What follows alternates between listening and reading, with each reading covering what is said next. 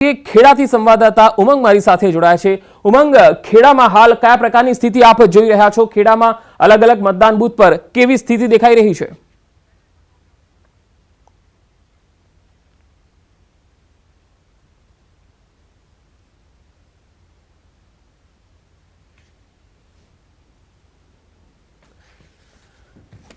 તો ખેડામાં કપડવંજ અને કઠલાલ તાલુકા પંચાયતની પણ ચૂંટણી છે, સાથે સાથે નગરપાલિકાની પણ ચૂંટણી થવાની છે। ત્યારે ખેડામાં પણ મતદાન શરૂ થઈ ચૂક્યું છે। મતદાન મથક પરથી જે તસવીરો આવી રહી છે એક બાદ એક આપણે બતાવી રહ્યા છે। રાજ્યભરમાં જે 68 નગરપાલિકાઓ છે ત્યાં પણ આજે મતદાન થઈ રહ્યું છે। મતદારોમાં સવારથી જબરજસ્ત ઉત્સાહ દેખાઈ રહ્યો છે અને મતદાન કેન્દ્રો પર સવારથી જ મતદારોની કતારો શરૂ થઈ ચૂકી છે। કેટલાક જગ્યાએ તો મોટી સંખ્યામાં મતદારો સવારથી જ પહોંચી રહ્યા છે।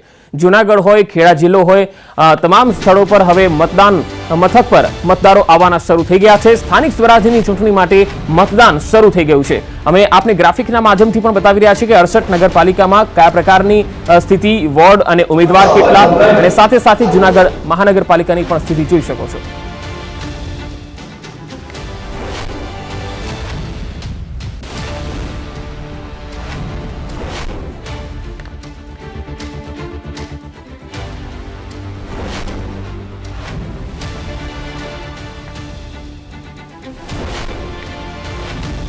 તો 4 નગરપાલિકામાં વિપક્ષ કોણ એ નક્કી થવાનું છે અને આ 4 નગરપાલિકા ભચાઉ, બાટવા, જાફરાબાદ અને હાલોલ, કારણ કે તેમાં ભાજપને ઓલરેડી બહુમતી મળી ચૂકી છે। બિનહરીફ બેઠકો જીતી અને ભાજપ અહીંયા બહુમતી પહેલા જ મેળવી ચૂક્યું છે। એટલે આજે જે મતદાન આ 4 નગરપાલિકામાં થશે એમાં વિપક્ષ કોણ બનશે એ નક્કી થવાનું બાકી છે।